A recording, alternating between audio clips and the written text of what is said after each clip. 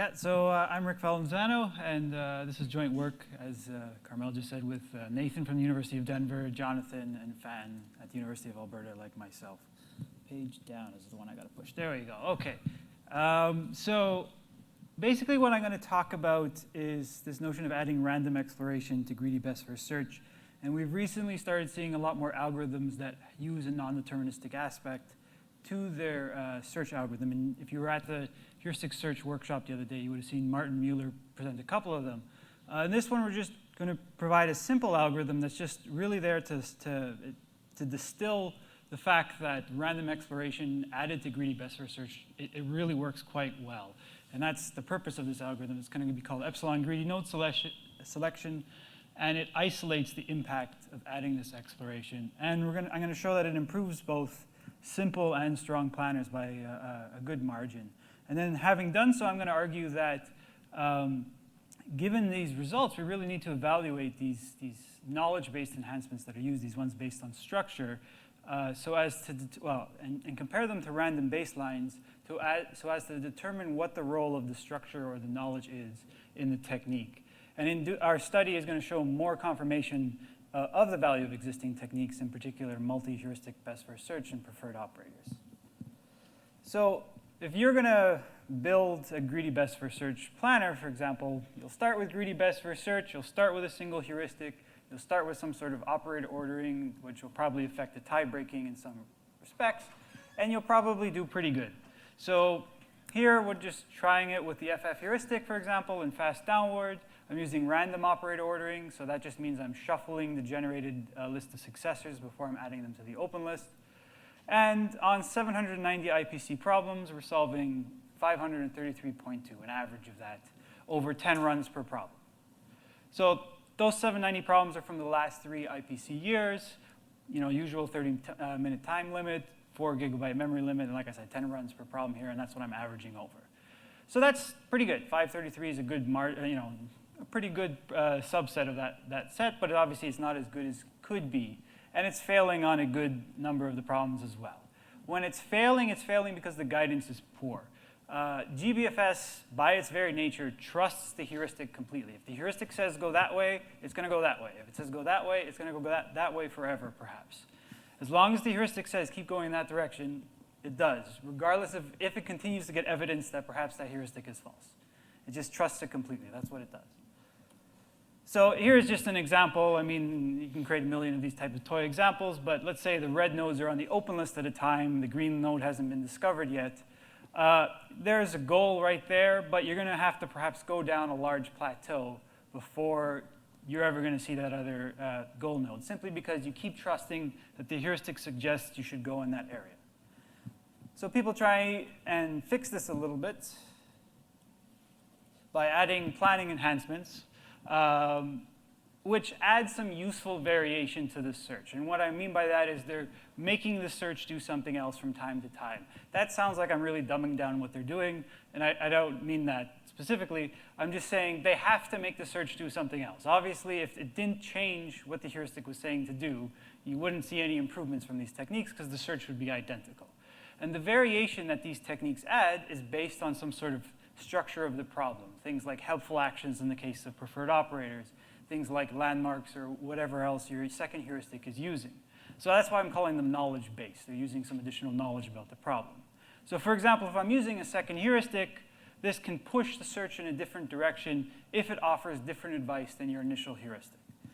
So just to go back to our example here, when you're doing multi-heuristic best first search, you have 2 heuristic functions, and you alternate between using each of them for selecting the next node to expand. So perhaps in this first one, you use the first heuristic, go down here, now you use the second heuristic. Here it's a tie, so it doesn't really matter. And then so on and so forth, back and forth. And then at this point, perhaps the second heuristic identifies that this is not a good region to go to the other region. And that's what I mean by adding some variation. The next step is going to necessarily be something other than what the initial heuristic says to do. And these planning enhancements work. We've seen that in practice. Many people use them. Many planners use them. Multi-heuristic best first search, when you're using, say, the landmark count heuristic, pushes things up from our 533 I mentioned before to 587. Preferred operators push things up to 607 or even 656 if we're adding boosting. If you do both of them at the same time, you get 676 problems solved. And that's basically the first iteration of llama just with random operator order. So I suppose another way to do it, though, if all we wanted, if adding variation is part of the value here, we can also just try and do that randomly. So instead of using structure to determine that we're going to add some variation to the search, we just do it, without any bias towards some sort of structure. We're going to do this knowledge-free. And the technique we use to show the value of this is just a simple technique called epsilon greedy node selection, which by its very name, you probably already know how it works. And its purpose is just to isolate the impact of adding the variation that you can get through randomness. So it does what you would expect, probably. It's going to modify the standard node selection strategy by every so often ignoring the advice of the heuristic.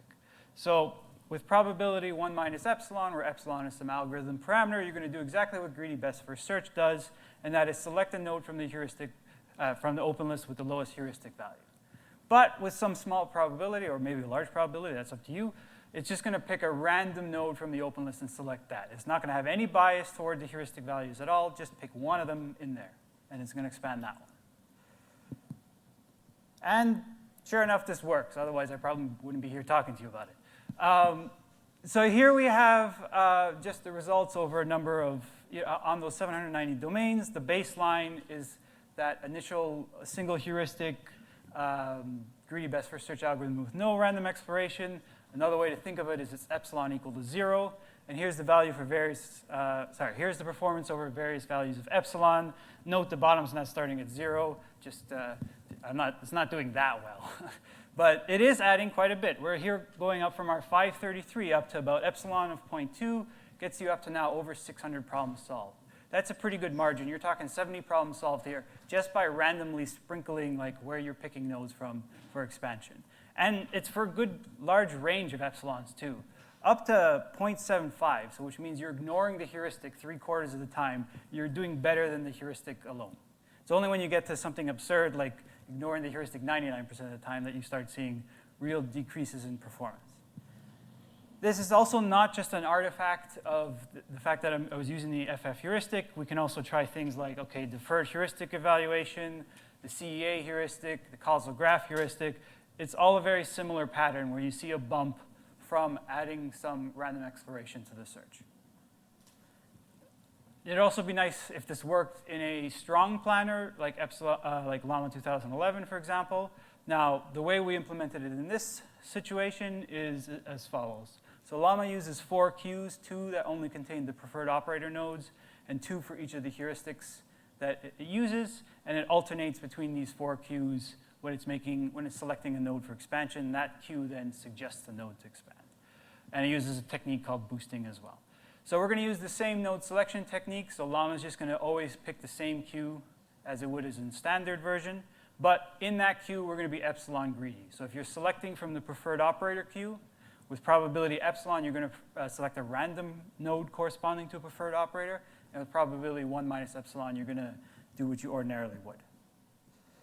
And we see some nice results here as well. So I've tried it with a bunch of different operator orderings because I just wanted to ensure that it wasn't a matter of us just overcoming some unluckiness in terms of the operator ordering being used by the algorithm. And we see, again, similar results. In all cases, as soon as you start adding some random exploration, there's a bump in performance, even for the very best operator ordering, which is the default one used by Llama, where even in that case, we're seeing a little bit of an improvement.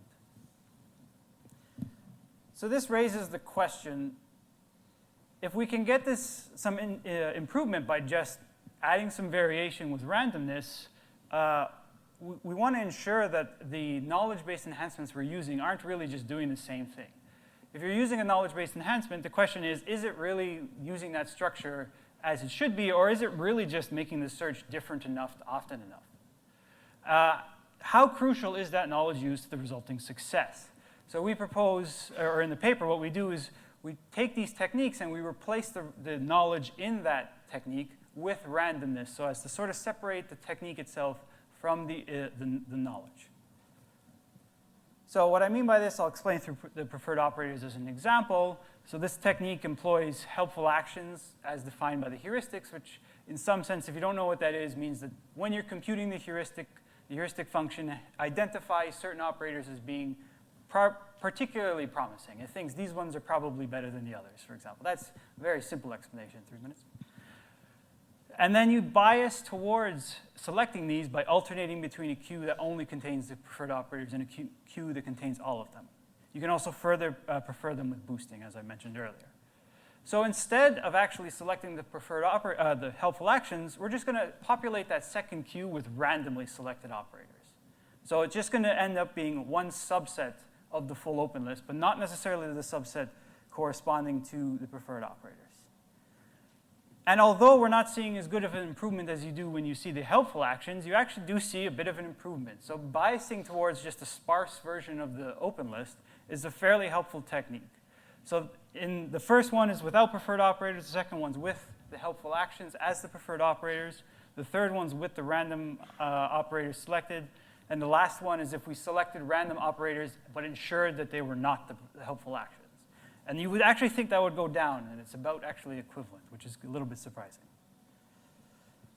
In the case of multi-heuristic best first search, we're going to do the same thing. If the knowledge is given by the heuristic function, removing the knowledge means we're going to add a random number generator there. This seems incredibly stupid, and yet surprisingly it helps. So instead of having a heuristic there, you're just going to return a random number between 1 and 100. That's what we did. And again, you actually see a surprising benefit.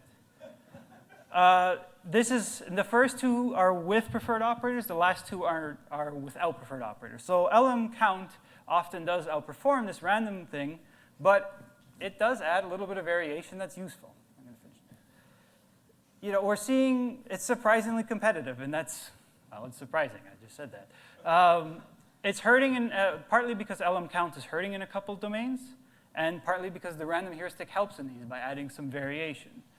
LM count is adding important guidance in certain domains, and this is a key thing to look at on a domain-by-domain basis, is that in certain domains, this is very crucial. Is the LM count heuristic is, for example, in transport, parking, and visit all is very crucial. So I'm just going to conclude there, and I suppose the big takeaway message is it's time to really start considering these random exploration algorithms when we're using GBFS-based planners, whether it be this simple technique or whether it be things like Martin spoke about or diverse best first search or things like that, because they are they can be fairly simple and they're clearly very useful. And I also want to add that it's important to look at these random baselines when evaluating the knowledge that our techniques are using. So, thank you.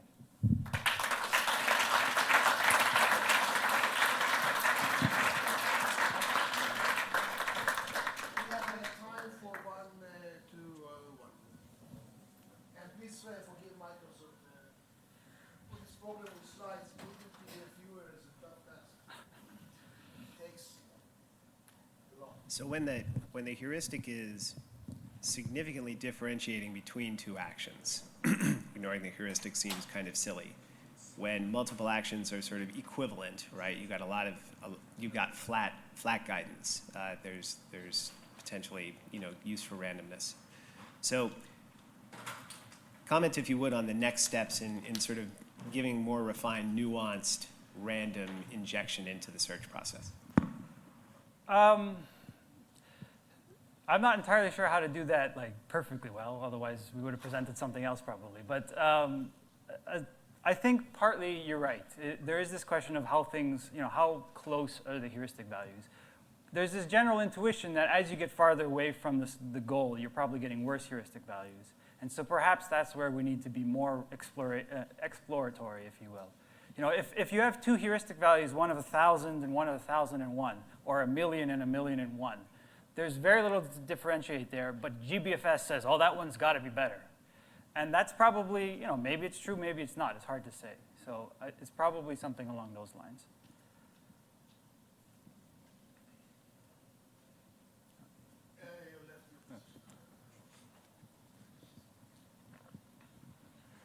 So if the open list contains nodes with like, h equals 100 and h equals 10, if you happen to randomly expand the h equals 100 node and it generates like an h equals 99 node, it'll be kind of a while before that node is likely to get expanded. And I was wondering if you had some thoughts on how to overcome that issue, because I've tried similar ideas, and that was generally the problem I ran into. You're right. So this is in some sense just about like showing, it's more of a proof of concept, if you will. I think the type-based search that Martin, Fan, and Rob have is probably a decent way to help with that, but you're right. I mean, maybe it's even maybe looking at something like UCT or something like that, so that doesn't forget a node is perhaps another thought.